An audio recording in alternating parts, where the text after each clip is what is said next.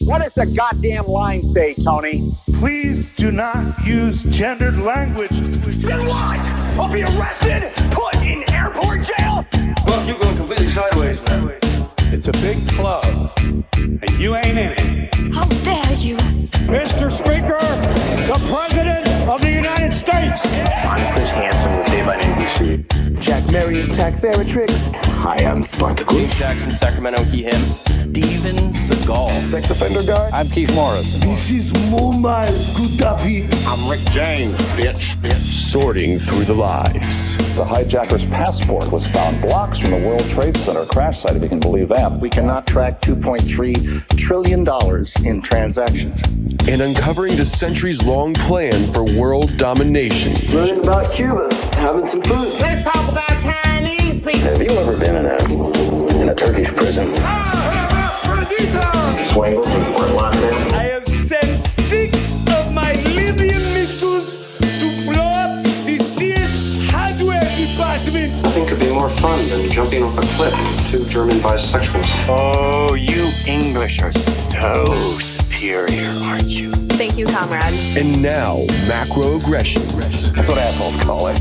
With your host, Buddy, I don't know who you are, but you're about to get chlamydia. Charlie Robinson. Hey, Whitey, where's your hat? You want to drop the blame on Charlie and say it's all Charlie's fault. He was a retard. I get some goddamn diuretic.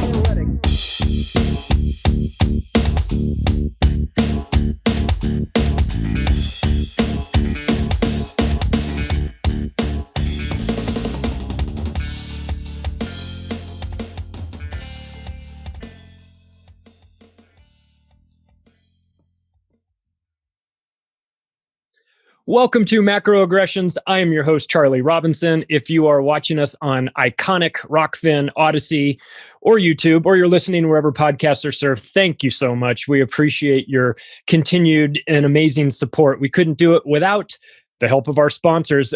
Chemical Free Body has been amazing to us. Tim James, the owner, challenged me 3 months ago to get on this program. He said, I'm going to send you some products. You're going to try it out. And after 90 days, you show me what it did to you. And so I did. I filmed a little video even. You can find that at chemicalfreebody.com/macro, where you can take advantage of a package that Tim has put together for you called the Total Energy and Detox Bundle. It comes with 2 containers of Green 85, which is like a powder that you mix with water.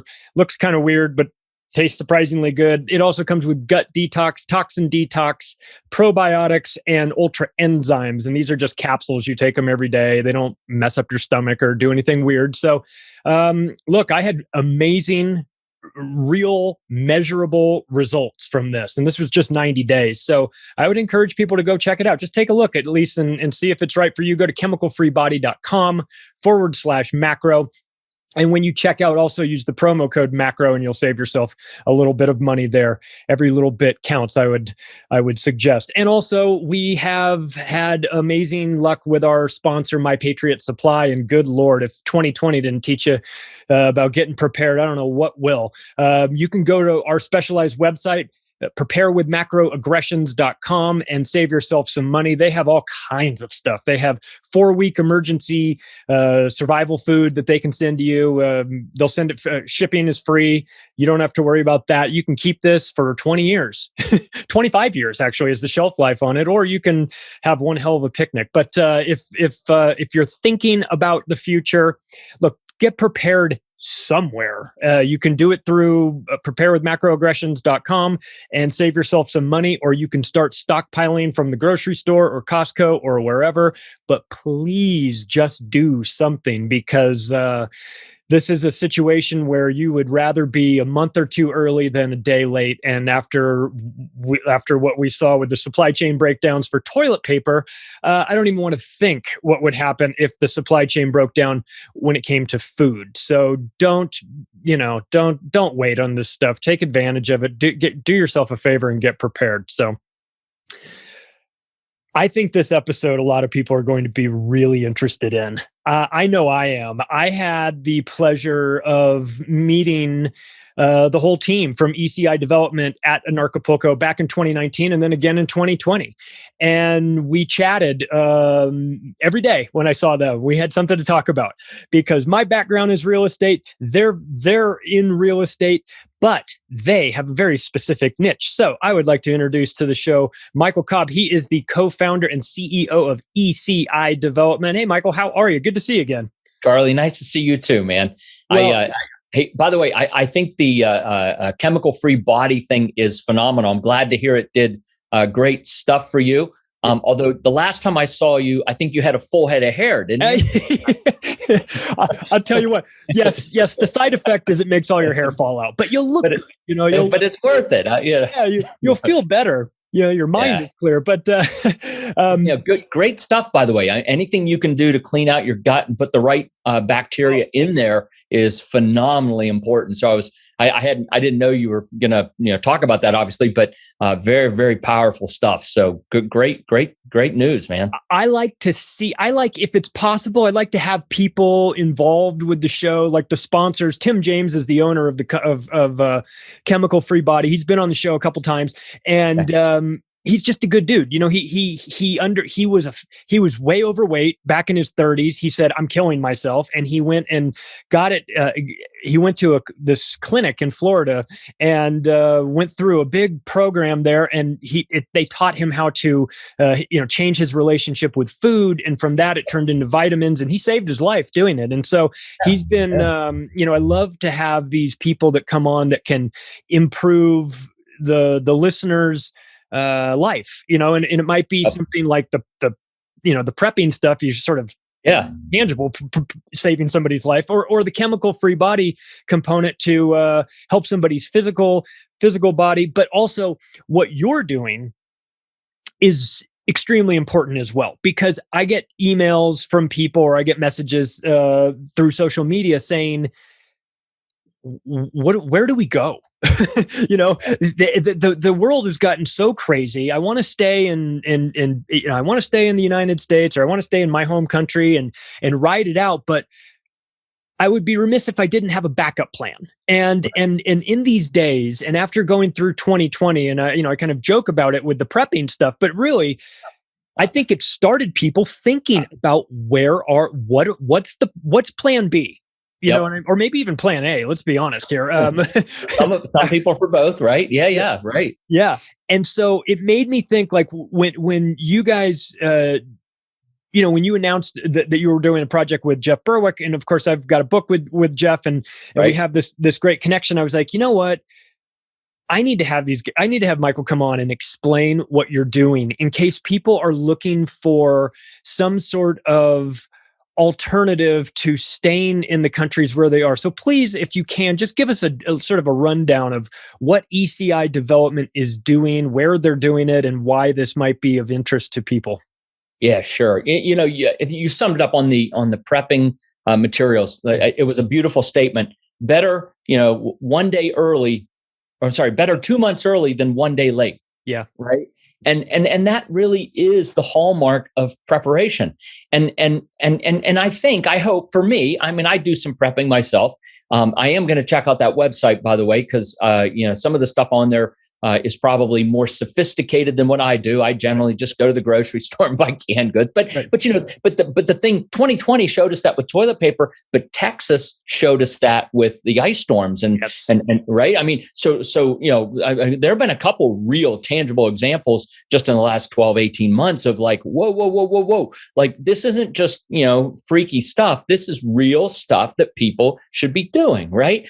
And just like a plan B, like for insurance, right? Look, I have medical insurance, but I don't hope to get the best value out of my medical insurance. Like, I don't want to get hit by a bus so I can go, use my medical insurance, right? No. I hope I wasted that money. And the same thing is really true on prepping, right? I kind of hope I waste that money. I hope I don't ever need to eat my canned food in the basement because my fresh steaks that I grill outside are far better than anything in the basement, right? Right. But again, I have it. It's a plan B. It's an insurance policy, right? And so what we've been developing now, and I think when 2019, in fact, we were at in Acapulco speaking in 17, 18 as well. We were talking about or Dollar Vigilante, but it all kind of ran together. But anyway, is this idea of getting an insurance policy for the most valuable asset we have, right? A lot of times people hire lawyers to help them with asset protection, right? They're taking their stocks, their bonds, their money, their properties, blah, blah, blah, and they're wrapping it inside this trust or foundation or corporate structure, whatever it is, right? Because so what they're doing is they're creating asset protection for things, right? But the most important asset we have is us, like our body, right? And going back to the chemical-free body, right? That's the protection of your most important asset, keeping it healthy, right? And likewise, giving yourself the ability to leave the country you're currently in. Actually, leaving is easy. Sorry, I'm going to bounce around a little bit, Charlie, but we can, tap me back. I chase rabbits around, but anyway, so let me chase this rabbit for a second. Most Americans and Canadians are lulled into a false sense of security with this idea of, if stuff hits the fan, I don't know if I'm allowed to say the other word on your program or not. You can, yes. Okay, if shit hits the fan, right? I'm just going to get on an airplane. I'm going to leave. And that's true. Yeah, as an American and as a Canadian, we can get on a plane. We can fly to, Jamaica, Belize. I know Belize is a favorite country of yours, mine too, right? Costa Rica, Argentina, Thailand, wherever. We can just get on an airplane and we can leave.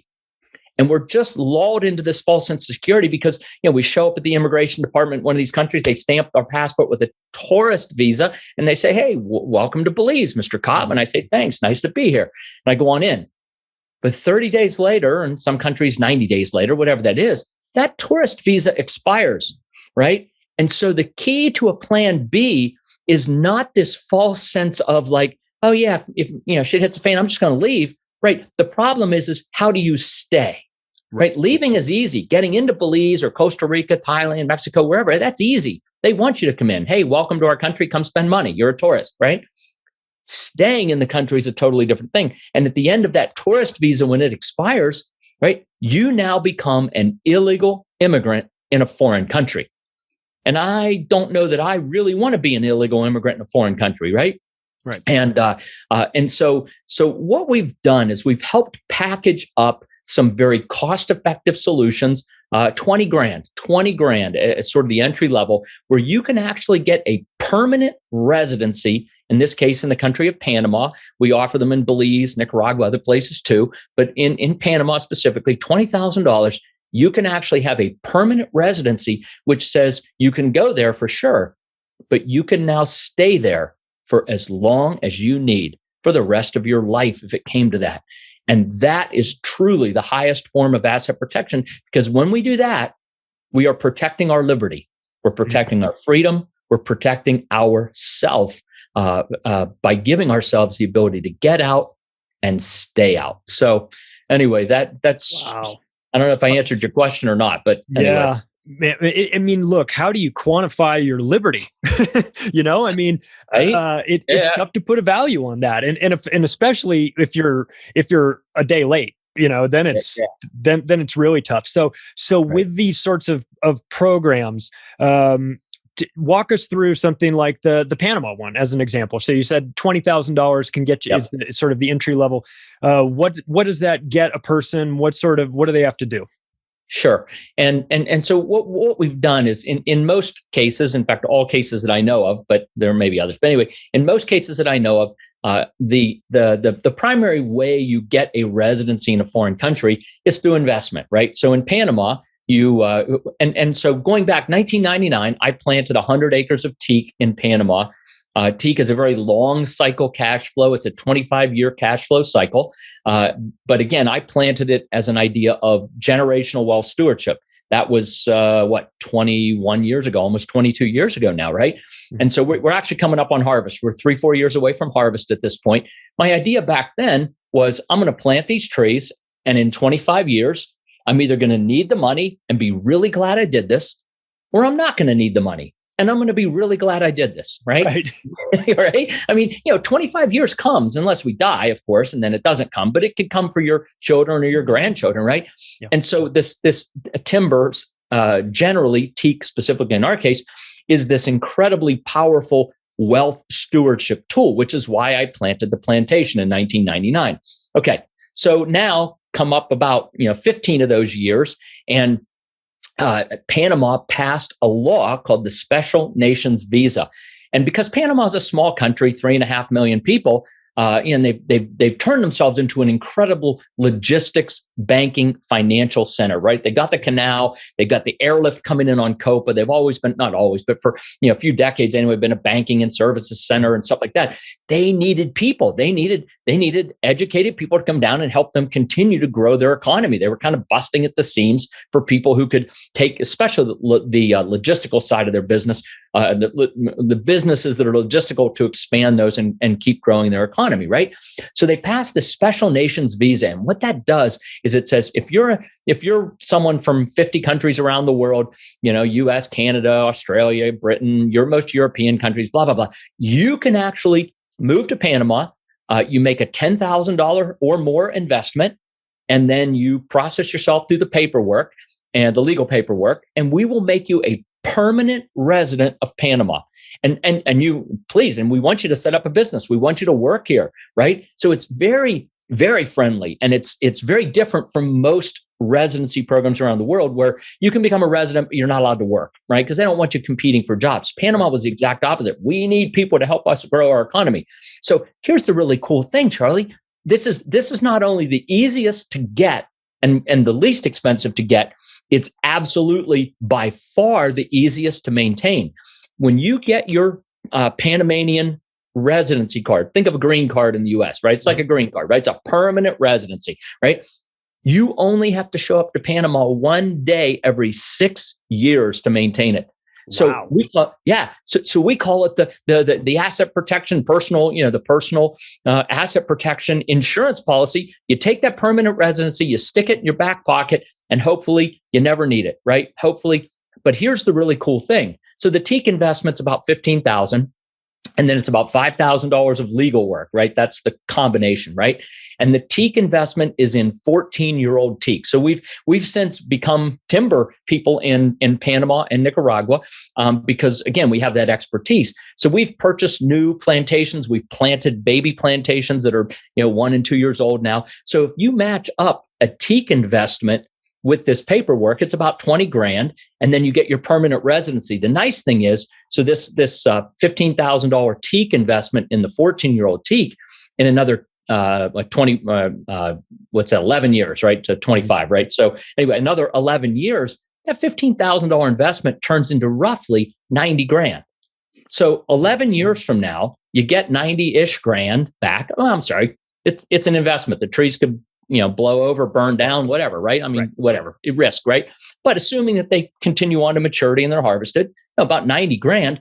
But in the meantime, you have your permanent residency in Panama forever.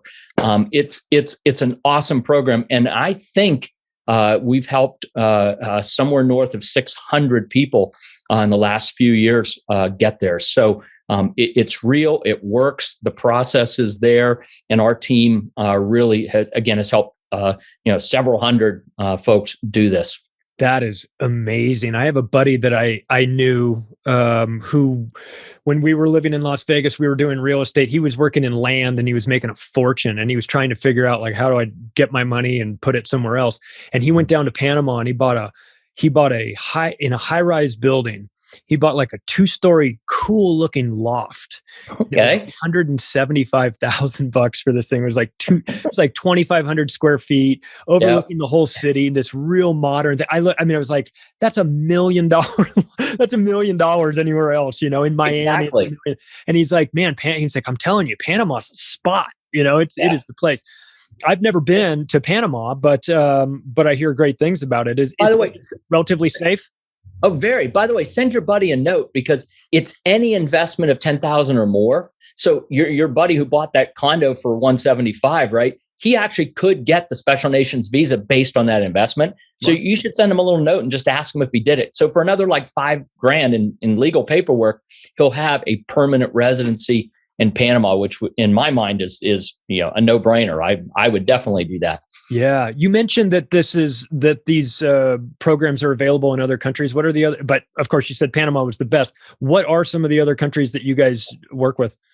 Let me qualify best for a second, right? Okay.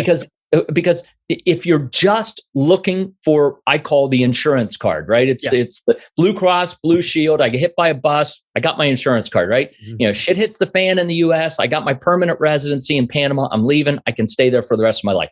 It's the best for that, right? Right.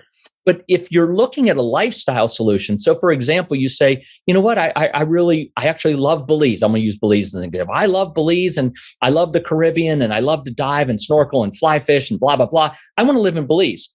Well, then actually you can actually get a residency in Belize. And that would make more sense than having one in Panama because you're probably going to be there a lot. So you'd want the residency, right? So there are different reasons people get it, and best kind of falls into your personal reasons why you're doing it. As an insurance product, Panama, the best. Nicaragua, by the way, Nicaragua is pretty good. It's a little bit more of an investment. It's $30,000 in investment minimum, and then again about a $5,000 legal government fees, right? So for about $35,000, you end up getting the same thing in Nicaragua. You get a lot more teak. I think you get 4 baby parcels, which are 25 years to mature, right? Mm-hmm. But again, each of those baby parcels ends up being about $90,000 at harvest. So I mean, $30,000 turns into what, 9 times 4, 360, right? I did my math, right? Yep. Anyway, they do not let me anywhere near the accounting department. Let me be very clear. Anyway, but there. Again, it's a different program, but it's $10,000 more or $15,000 more, but you get a lot more in the end. So a lot of people who are looking for sort of that investment and the residency actually choose Nicaragua because, again, you're buying baby teak, so that the timeline is a lot longer, right? Mm-hmm. And the really cool thing, by the way, is you set up a company. A lot of folks do this. A lot of older folks are doing this, right? But they have kids and grandkids especially, right? So they set up a corporation, they make the investment, $30,000, but then they make the kids or the grandkids the shareholders of the corporation along with them. Mm-hmm. And then once the corporation's set up and once your residency certificate's already presented, like you could actually take yourself off the corporation, or maybe you keep yourself on to manage it until your death or whatever, right? But it is a powerful way to give your kids and your grandkids a ton of money in 25 years. And then the nice thing is you cut the trees, you get your money.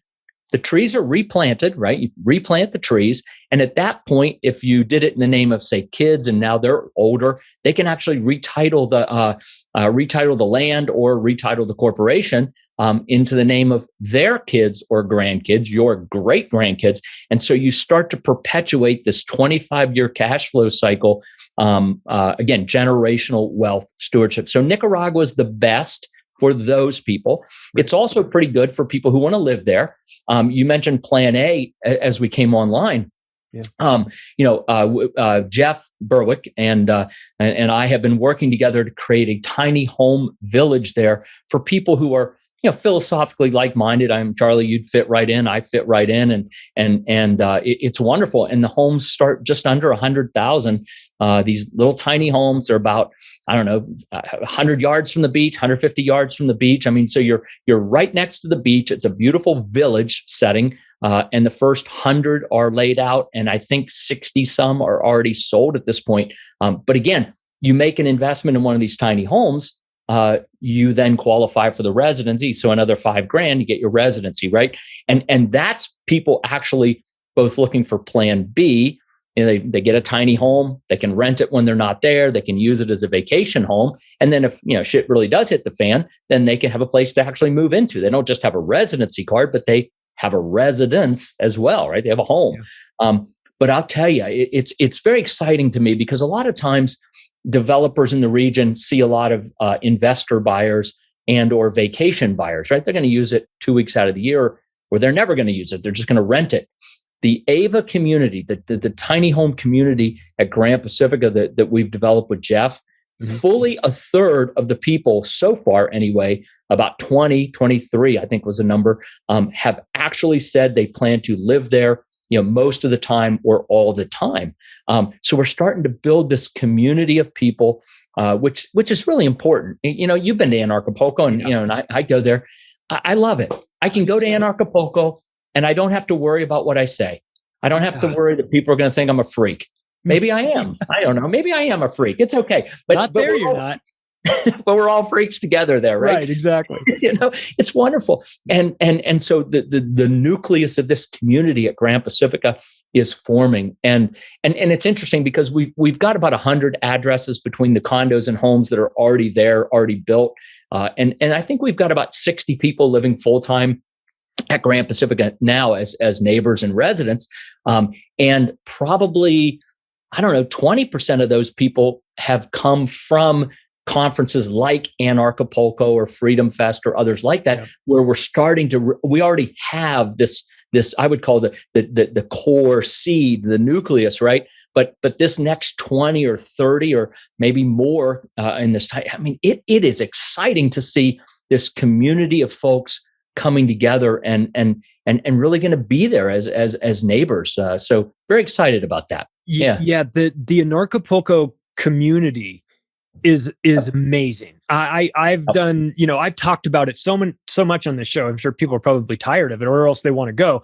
But it's just I was so surprised too that the age range, it was like from like the early 20s to like people in their 70s were all there, and it's like, doesn't matter how old you are. It matters what your values are, what you're interested in, what you find, what you prioritize, freedom and people leaving you alone, and the flexibility to do the things that you want to do.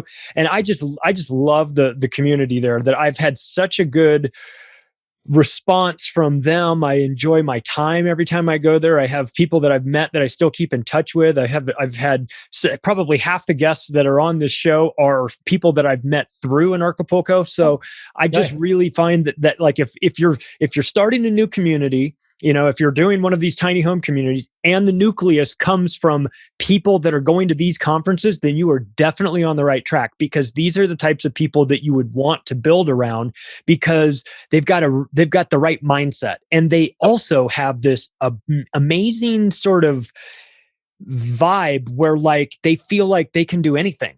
And and it's very kind of contagious and inspiring. So it's not a bunch of hedge fund assholes buying these tiny homes that are never going to go there. It's like the type of people that you would want to be your neighbors. I can only imagine what that community is like. Well, Charlie, I hope you'll come down and visit it. We'll have the first 20 completed sometime in October. The next 30 in December. So the first 50 will be done by the end of this year. They're already under construction. So plan maybe January. Plan a trip down, and in fact, hey Charlie, but you know what might be fun? A macroaggression field trip, discovery tour. I don't know what you call it. Exactly. Fam trip or something, right? With a group. You have that, right? You have these discovery tours. We do. Yes, we do. But and we do them specifically for realtors, where we'll get a realtor will say, look, I have a group of clients I want to bring down, and we'll put one together for them. And they're great. They're a lot of fun. We could do the same for you. That's what I'm saying. Like we could do a trip and hey, and it's nice to be, again, you're in Denver, I'm in Shepherdstown, and I don't know where all the people listening are, but I'm pretty sure that your neighbors are not people that you can actually go just hang out and have these conversations with. I know mine aren't, right? And so for people listening to this podcast, right? To be able to go on a trip for whatever, a week, call it, or however long it is, right? And hang out with people who get it and appreciate who you are. By the way, your description of people at Anarchapulco, the community, is right on. I feel inspired when I'm there. There's a sense of optimism that's powerful, and it's very refreshing to be around people who are overwhelmingly optimistic. Even though we see that's kind of a contradiction, isn't it? Yeah. Like we can see all of this stuff going on, yet we retain this incredible optimism, which is, it's wonderful. Yeah, it really is. And one of the things that caught my and also to be clear, what people picture in Acapulco, an Anarchist Convention, what does that look like? Does it look like the parking lot of a Grateful Dead concert? Well, not really. I mean, there's maybe a little bit of that, but there's a little element of that. Yeah. For the most part, it was like, it was just people that are like kind of fed up with the whole thing. They came from all over the world, Australia and Europe and Canada, lots of Americans, South obviously. Africa. But Yeah. Jeff developed this nice little, I don't know if he intended to do it, but there's been a lot of people that would come for the conference and then sort of just hang around and stay in Acapulco. And they, so there is kind of a clicking up of these people into little communities. And when I saw what you guys were doing, what really caught my eye was Belize, of course. Now, I haven't talked about this too much on the podcast. I don't think I've talked about it at all. But in 2007, I bought an island in Belize, 7 miles off the coast of Placencia. It's a little island, 2.5 acres, called Secret Island. The plan was to develop it. It never wound up happening because my life changed so much after that I wasn't able to do it. I recently sold the island this last summer, but that was not an indictment on Belize. I think Belize is the best kept secret in the world. I think it's amazing, but it made me sort of come up and talk to you guys like, hey, what are you guys doing in Belize? And so what are you doing in Belize? Because for those that don't know about it, I mean, Belize is a tiny island, or a tiny country on the Caribbean side, sort of south of Cancun. Like if you were in Cancun and you just kept going down the coastline, you would get to Belize. It's very small. It's beautiful. It's kind of a combination of, it's got like half of it is like the beach side, it's a lot of coastline and tons of little islands. And then there's another component that is rainforest, sort of up in the hills and the jungle. And that's a trip as well. So it has a Costa Rica feel to it, like if you went to Costa Rica back in the 80s, like sort of like before all the massive development. Right. So talk to me about what you're doing in Belize. Yeah. So actually Belize is where I got my start, Charlie, back in 1994. I was I was born in 64, so I was 30 years old. I went to Belize with a buddy of mine, and I said the exact same thing. I looked at it and I said that, my gosh, I say Belize is a country. I was on, Ambergris Caye, right? So let me qualify it a little bit more. Ambergris Caye, which is one of the islands off the coast. It's a long one. It's about 26 miles long, 1 to 2 miles wide. And, I went out there just to putz around and have some fun with my buddy. And I said to myself, wow, this is like Key West 30 years ago. Now, granted, this was 94, so that would have been 64 in Key West. And I kind of thought, like this is Key West 30 years ago. I mean, and I knew what Key West was like in 1994 because I'd been there a few times. And I thought, I'm getting in on this action. I am getting in on it because to me, it was like a time machine. Like I said to myself, if I could go back in time 30 years to Key West and buy a condo, a house, a lot, whatever, would I do it? I'm like, yeah. I mean, time machine opportunities are rare in this world. And actually, I think they really exist tremendously throughout the developing world. And my part of the developing world is Central and South America. So I'm pretty familiar with it, right? But yeah, so Belize, it just caught my imagination. I said, imagine what this is going to be like 30 years from now. So in 1995, I bought my very first rental property, right? And my first rental property was outside the US, right? So for a lot of people, that's crazy talk, right? I mean, your first big real estate investment. But my buddy and I, we each bought a condo. And then we actually started a little mortgage company because what we saw was that, the banks in Belize would not lend money to a foreigner, and a bank up in Denver or Shepherdstown would not lend money on collateral in Belize, right? And so what you had going on is the developers who were building product like the condos that we bought were stuck because somebody would come, North American, to come in off the street and he'd say, yeah, you ready for this? It's $100,000 oceanfront condo, okay? Right. So yes, it's $100,000. And most people go, well, all right, well, I got 20 grand and I need financing for 80. Right. And there is no financing. So the developer has a really tough choice, right? The developer can tell me, the consumer, to beat the street, buddy, get out of here. or they can finance the 80% or 50% or whatever it is the client can't pay right up front. And so when we bought our condos, my business partner, he's an attorney. He did a great job of negotiating, and the developer gave us a 20% discount if we did a full payment. So of course we did make full payment, right? We paid it and we owned them, right? But the problem is that he had built 44 condos, done, beautiful pool in the middle. The next 2 buildings of 4 each were done, and we bought in the second building of the next 11 buildings, right? And then the next 3 buildings were in this state of construction for like a year. And so towards the end of 95, like we're just sitting by the pool with him one day, or not with him, but we're sitting by the pool, and he comes by and, hey, Jim, what's the deal, man? Why aren't you finishing these 2 buildings over by us? And there was the hole in the ground for the next one. Like, we don't get it. Like, what's the deal? And he said, well, he said, I've been financing most of my sales, and I just don't have the cash flow to actually build new product, right?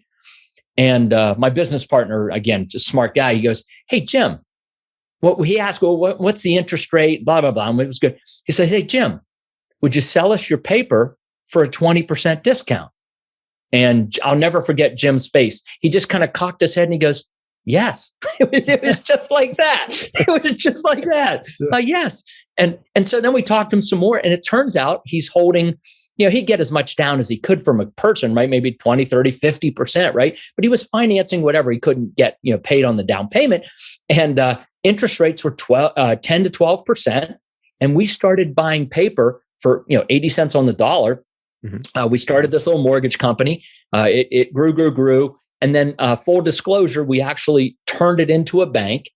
So I'm in a key international bank. So I'm one of the founders. I'm on the board, management committee, and stuff like that. But we turned our business over to professional bankers. I'm not a banker. I don't know anything about it, right? But what we did was we heard a need. We saw a need in the marketplace, and we said, you know what? We can solve this problem for the consumer. We can help provide financing so that North Americans can finance properties in Belize, and we grew our business, and we did it at Roatan, Costa Rica, Nicaragua, Panama. So we've done financing across the region. We do financing across the region now as a bank. But anyway, that was our first business. And what happened, Charlie, was my buddy's a lawyer. He does all the legal deal money stuff, right? Mm-hmm. I'm a boots on the ground guy. My job was to actually go and inspect the collateral on the paper we were going to buy, right? And I remember walking into a few of these homes and condos, and it was just silly stuff, right? Like the countertops would be too high or too low. There'd be one out. I wish I would have thought to take a picture of this. I wish I probably stage it and do it now. But anyway, but I walked into a condominium, beautiful oceanfront condominium. There was one outlet on the living room wall with two outlet strips with extension cords plugged in, with outlet strips with extension cord to an outlet strip to get power on all 4 walls. There was one outlet in a living room. One outlet, right? Door handles would be at wrong heights. I mean, just on and on. And so Joel and I, we started to look at this. We said, most of this stuff is actually free to fix, right? It doesn't cost anything to put the countertop at the right height. It doesn't cost anything to put all the door handles at the standard height. Yeah, I mean, if you put an outlet every 8 feet along the walls, okay, $10 a pop. I don't know. I mean, but call it $1,000. So for $1,000, you could take the product that didn't fit a North American consumer's expectations and actually make it something that did. And that was how we got into the development business. And so we ended up getting into the development business in Belize. And then we expanded to Nicaragua, Costa Rica, Panama. And I know you want to talk about Mexico, so we'll get to Mexico in a minute. But Belize, for so many reasons, Charlie, English language, yes. 2 hours from Houston, 2 hours from Miami. It also, this is important for a U.S. Canadian consumer. They follow British common law. Right? If you take Quebec's the one place that still uses civil law, right? But we're familiar with common law. And so, yes, even if you see a civil law contract in English, it's still very foreign. It doesn't feel the same, right? Whereas a contract in Belize, like you can read it, you can understand it. and it's common law, right? So you got the English piece, you got the common law, you got the proximity. And then if you look at Belize today, whatever, that's 25 years later, we started our business there. Belize has grown from this. I mean, there were the tallest building on Ambergris Caye was 2 stories. All the streets were sand streets. There was no pavement on the island in 1994, right? I think they paved the streets around 2000 or something. Anyway, but if you talk about this growth development curve, or I call it the popularity curve, right? How popular a country is really impacts the price of real estate and the amount of cash flow that you can get, right? So if a country's really popular, that means that people are taking their honeymoons, right? People from Denver, Shepherdstown, Des Moines, Iowa, right? Where does someone from Des Moines, Iowa take their honeymoon, right? Well, lots of people going to the Pacific coast of Costa Rica. You used that as an example, right? And in the 80s, that wasn't really true. But today, you got Four Seasons, JW Marriott's, Westin Resorts. You got all kinds of like the pinnacle of tourism, Cancun even further up, more popular, right? More mainstream, more popular. And you've got a place like Nicaragua, which is not very popular at all. Like not many people taking their honeymoons there, right? So if you put the various countries or parts of a country on this popularity curve, a lot of interesting things emerge that we can pull from this, right? Cash flow, price, property appreciation. Belize is in the sweet spot of the curve right now because it's popular enough, right, that it cash flows. It's moving from niche to mainstream. And it's on the cusp, right? We have a Hilton that's open. We have a Marriott that I think just opened or will open this month. It's an Autograph by Marriott. You ask what we're doing. Mm-hmm. We're developing a Marriott hotel in Belize as well. And we have a Best Western franchise with 54 residences and I think another 40 coming online. So we have the Best Western franchise. We have a Marriott franchise. There's a Hilton and a Marriott open. There's a Wyndham and a Hyatt in the works. That's rare, that's it. Right? Was there a prohibition against chain hotels for a while? Or it just seemed like there wasn't any? Well, there weren't any. No, it's a great question. There was no prohibition other than the marketplace, right? When you're a niche market, it's really hard because a lot of things, this popularity, I mean, again, a lot of things pull out of it. What's your airlift like? Right? How many airlines are flying? Southwest Airlines started flying to Belize 3-4 years ago, maybe 4 years ago now, something like that. WestJet out of Canada, right? So you had these discount air carriers who opened up, say 4 years ago now, or something like that. Anyway, I'm close on that. Anyway, but the point is that as a country moves from not very popular up to kind of more popular, edging into mainstream, a couple of the things happen, like the Southwests and the WestJets, and right, they start to come, which means the ticket price goes from $500-$600 to $200-$300. Now all of a sudden you get a totally different kind of consumer, which is why we went out and got the Best Western franchise, right? And we overlaid it on top of 54 condos we'd already built. And again, we got another 40 coming online this year, right? And ultimately we'll have about 200 in our Best Western. But again, that's a mid-market. The average daily rate, people, 125, 150, 175 at Christmas. That's the rate, right? So again, the Southwest client, that's what they want to pay, right? They want to pay that kind of a nightly rate. Whereas the Marriott will be $350, $400, $450, which is again a different clientele, oceanfront, big, fancy, all that kind of stuff, right? So, but again, this transitional moment from when a country is going from niche divers, fishermen, to mainstream, Belize is on the cusp, and it is so exciting to see this transition happening. And to be a part of it, not just see it. I mean, we're helping to drive it as an organization, as a company, and that's pretty exciting. But to come back to the residency piece, we've been able to residency in Belize, investment residency in Belize is actually pretty pricey as residencies go. It's $250, right? But what we've been able to do is pair two of our Best Western residences, which they run 100 to about 150. So $225,000 Best Westerns gives you the qualification for investor residency, or one of our Marriott residences, which start around 300. Obviously, it's over 250. That also qualifies you for the residency in Belize. And then they also have something called a QRP, qualified retired person. It's a little different residency, different rules, right? You have to be 45 to be retired, so most people can qualify for that. But it doesn't allow you to work. It never allows you to progress to citizenship, which the investor residency does. So for people who just literally want to retire to Belize, spend time in Belize, the QRP is perfect. I think the cost on that's $3-4 grand. I mean, it's not very expensive, but again, it's a very limited residency, but it's a good one. I mean, it's a very good one if that's what you want to do. But if you're looking for what I'm going to call a residency with a lot of enhanced benefits, the primary one being that it actually can evolve to citizenship in the future. The investor residency there gets you that. So, and the location, are these the Marriott and Best Western? Are they on Ambergris Caye as well? Yeah, the Marriott is on the water on Ambergris Caye, and then the Best Western is 3 blocks off the water on Ambergris Caye as well.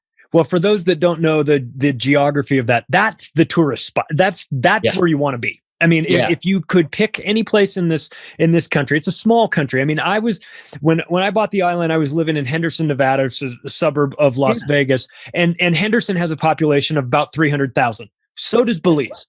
And I was like, damn. I mean, the whole country does. I mean, we just have this in this little city, and it is spearfishing, scuba diving. The blue hole that you've seen in all the pictures is there. If you're interested in nature, you've got the up the hill, up in the mountains, Mayan ruin, the Mayan ruin, the rainforest, and things like that. Yep, it's so funny when I the first time I went there in 2007. You fly into Belize City. There's the bar with the little guy that works there in the bar. Jets bar. Yeah. He's there. Hey, what's going on? Everybody's got to go up and like hug him or something. I don't know. Yep. And then I fly into this, from Belize City down south to Placencia, or actually I think I flew into Dangriga, which is more remote. And you land I landed on I don't know, a football field. I mean, it felt like that. It was like grass or something. We were in a really small plane. Yeah, dirt strip. Yeah. It was a trip, and then you go and and you stay in these. The place where I stayed, I think it was Belizean Dreams. It was. Beautiful, great pool. You're right on the ocean, and you're going. And the whole time I'm going, how come everybody doesn't know about this place? What's wrong with this place? Why is it that nobody knows about this? It's pegged to the U.S. dollar. Now we have our own problems with the U.S. dollar, believe me. But the perceived stability of that. Right.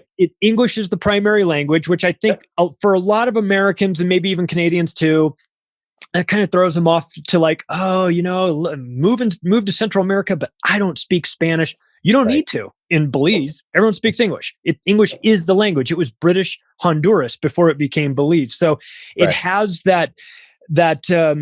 My point is, you're not going to feel like you have you're unable to communicate if you're in Belize. And some parts of Mexico, my Spanglish is pretty limited, but I can get by.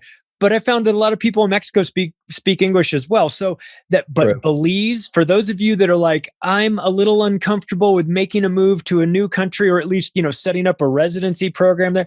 Look, do not worry about Belize. Belize is cool. You will hit the ground running and be fully functioning there. Yep. And I just find that to be such a home run. But let's get to Mexico, because I know this is in the future, but let's at least get people thinking about the future. You guys are out scouting, is that right? Looking for a good spot to do what you've done to maybe replicate or even expand upon some of these projects that you have in Nicaragua and Panama and Costa Rica and Belize, and now adding Mexico as a component to that. What will that look like in the future? Yeah. Let me just wrap up on Belize real quick and then segue into the Mexico, right? One of the things you mentioned about Ambergris Caye, I mean, right, the whole country has 350,000 people, and figure it's like Vermont, right? It's 180 miles north to south, about 50 miles wide, right? So it's kind of like Vermont or New Hampshire, right? It's that kind of thing, right? But 70% of all the tourism revenue for the country comes out of Ambergris Caye, right? So this little 26-mile island, 1-2 miles wide, generates 70% of all the tourism revenue for the country. And what we've seen is, whereas Grand Pacifica has become a community of people who are like-minded, who want residential. They're going to live there some or much of the year. What we're seeing in Belize is it's more people who are looking for an investment, right? The Best Western studios at 100 and a quarter, right? With actually really nice return on investment, right? Those have the people owning the residences, either the Best Western or the Marriott, tend to be investors. They're not lifestylers. Yeah, they'll vacation, they'll use it, but it's really an investment as opposed to a lifestyle. Mexico will be a lifestyle once again. That we've identified one by the way, we're looking in and around Puerto Vallarta. Jeff went with Jason and I one day, and we wore his ass out. And poor little Lucy got so we wore them out, and they were like, "We're not going with you tomorrow." We're like, "All right, we'll probably move faster without you, Jeff." So anyway, so we got glass of wine in one hand, a dog in the other. No, actually, Lucy ran her ass off. We were stomping around a bunch of properties. Oh, it was great. She was just running around having a ball, right? But it's a long day. I mean, it's a 7 a.m. start and a 8 or 9 p.m. return kind of thing, right? You're just, I mean, because you got to pack a lot in there to look at properties. But we found a property with a couple of the neighbors' properties that actually look really good, and they are what we're looking for. So we have identified a property that will work. So that's done. I'm actually headed back down there in the middle of June. Probably see Jeff. He's going to come. I don't know where he is right now, but he's going to meet us in Puerto Vallarta. He doesn't even know where. I quit keeping track of him.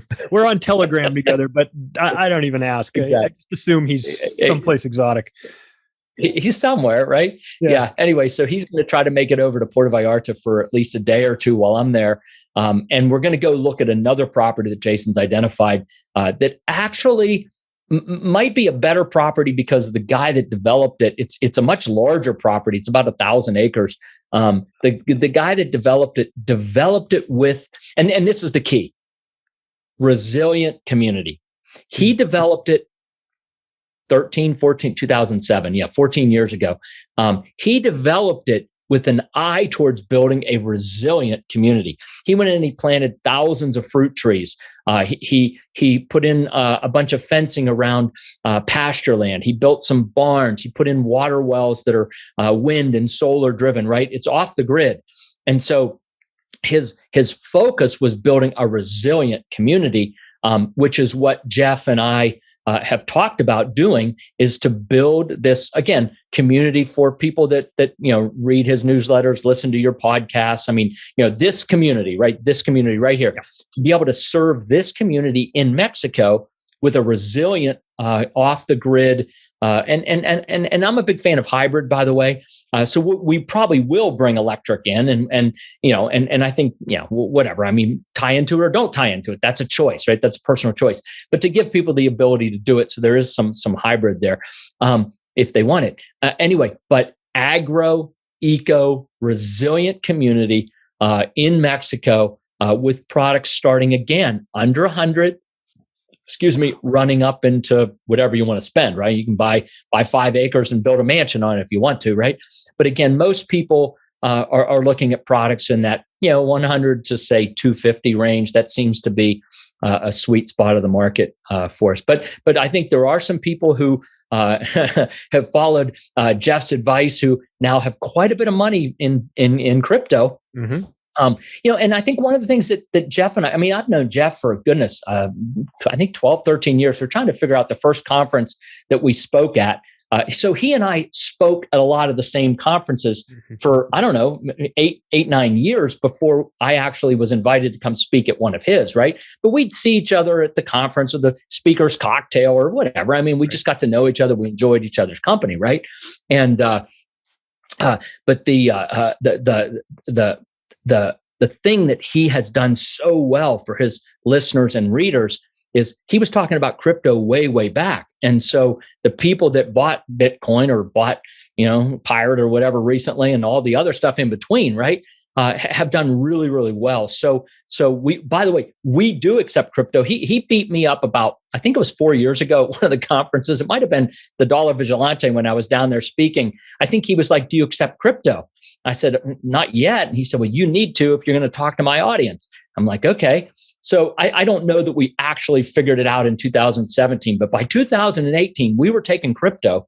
And we were we were the only developer doing it. Today, we're one of the few developers who accept crypto for any of this. So you want to get a special nations visa in Panama? No problem. You can pay with crypto. You want to buy a beautiful mansion at Grand Pacifica? No problem. You can pay with crypto. To us, it's all the same, right? Yeah.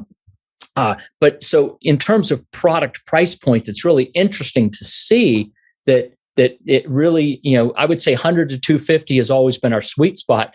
But we just opened up a beachfront community in Grand Pacifica, homes 350 to 400, and I think the first 14 or 15 of them sold in like a week or 10 days.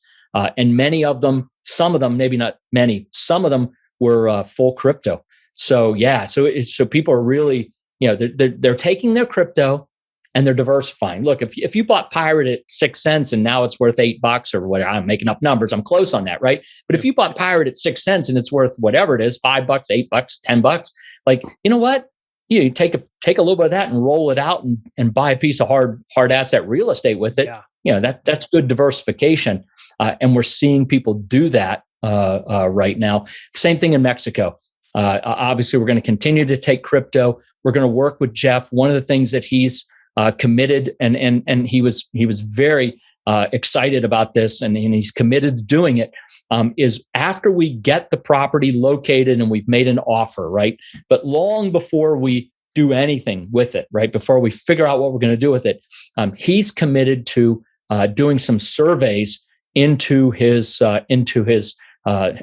readers and listeners and viewers to help us understand what it is that they want to own, right? What kind of community do you envision?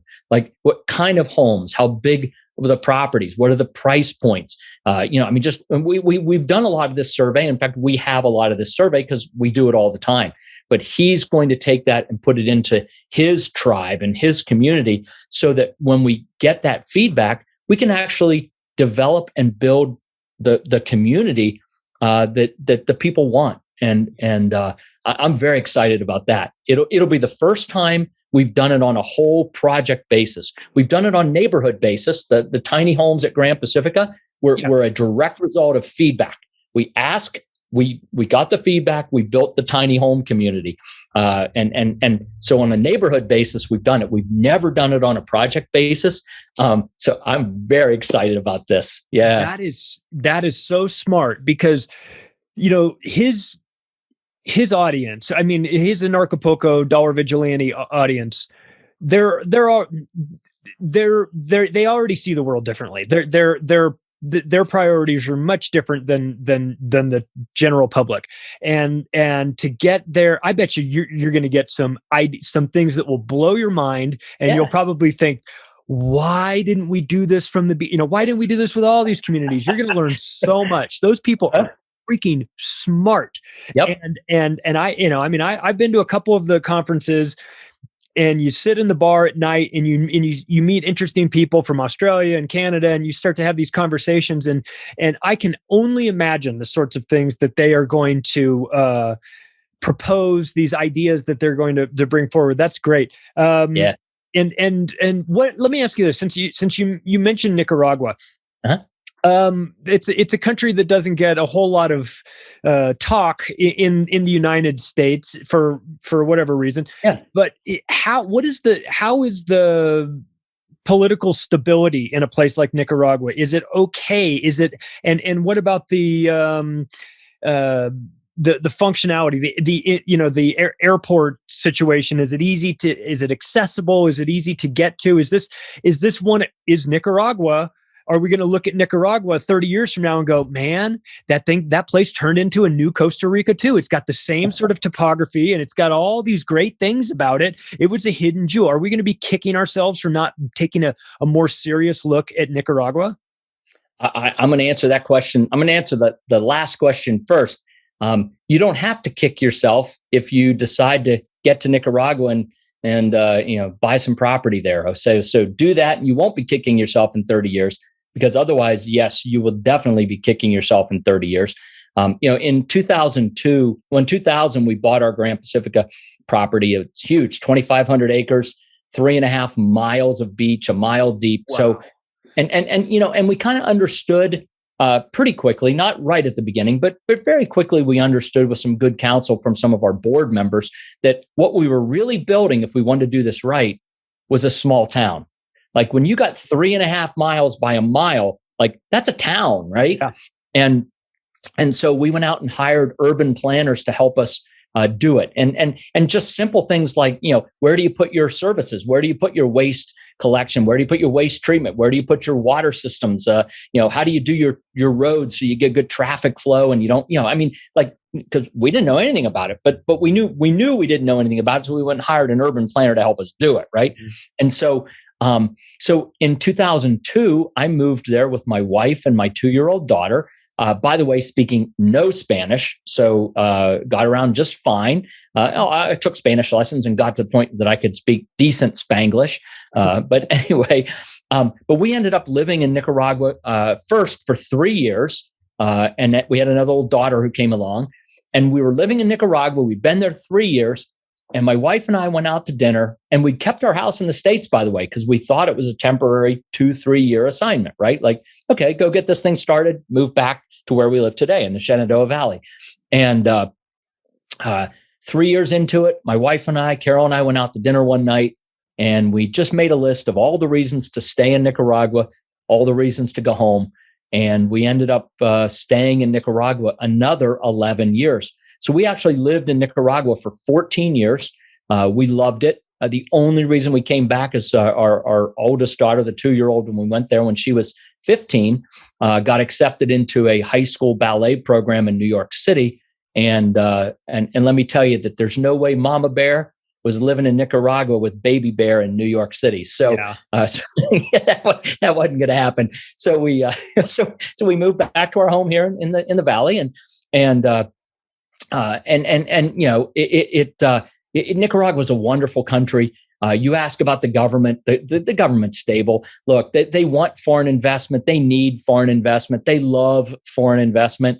As long as you remember that if you're a foreign, keyword being foreign, investor, resident, visitor, whatever, it's not your country.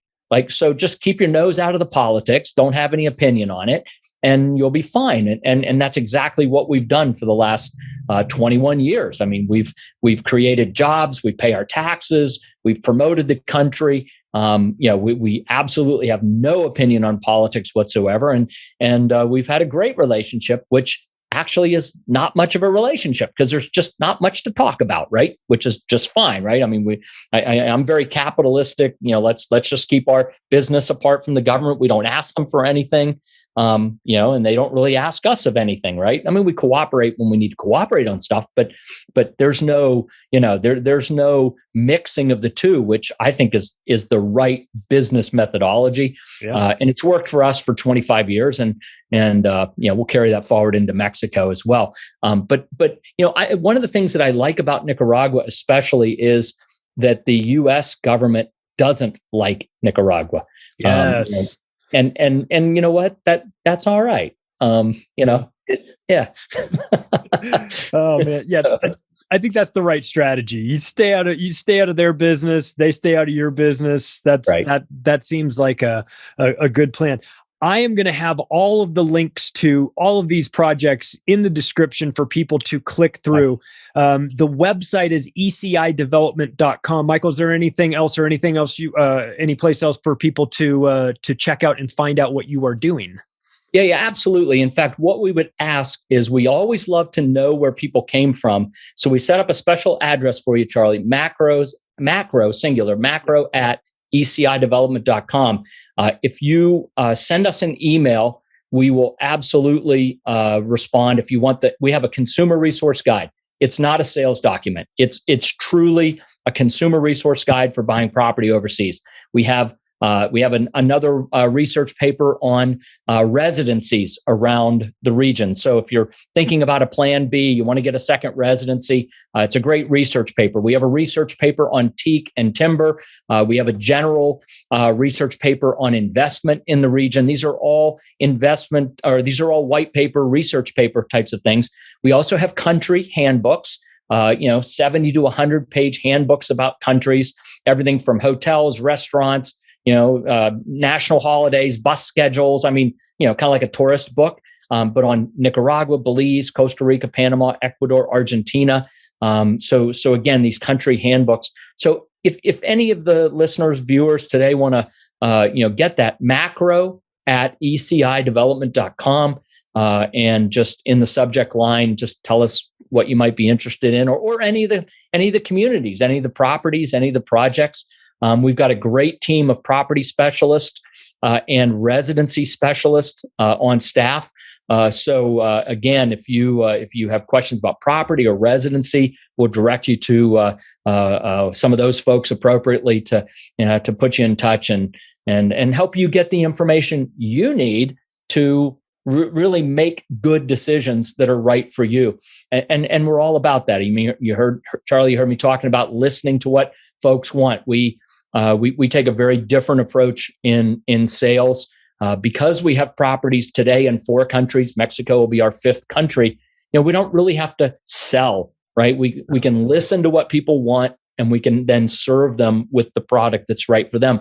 And by the way, if somebody comes through and they want a $5 million mansion, on the desert in Latin America, like, we don't have it, but we know people that we can refer you to, who again are good, high quality folks. We'll be happy to give you some referrals out so that you can make sure that when you're working in this part of the world, you're working with good people, and that's important. And I can attest to that because I had a chance to meet some of the team both years at Acapulco. Yep. Real great people. We just chit chat, talk about all kinds of things.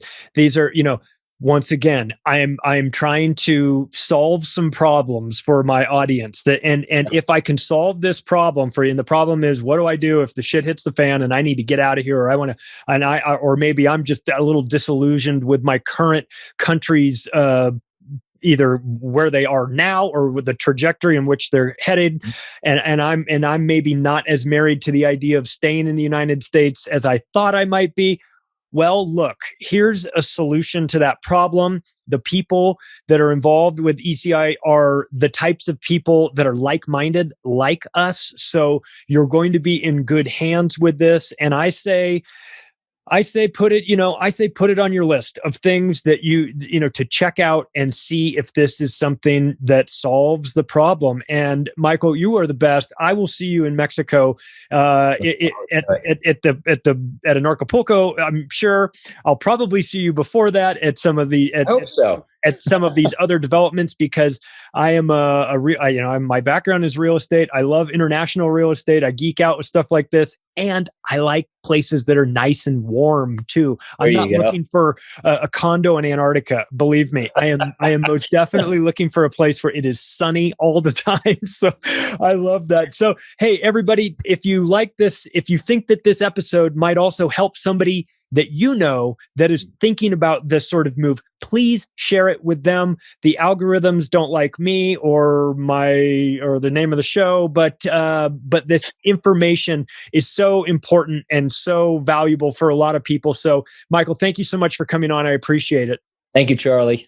All right, everybody, take care out there and share the show when you can. Thank you.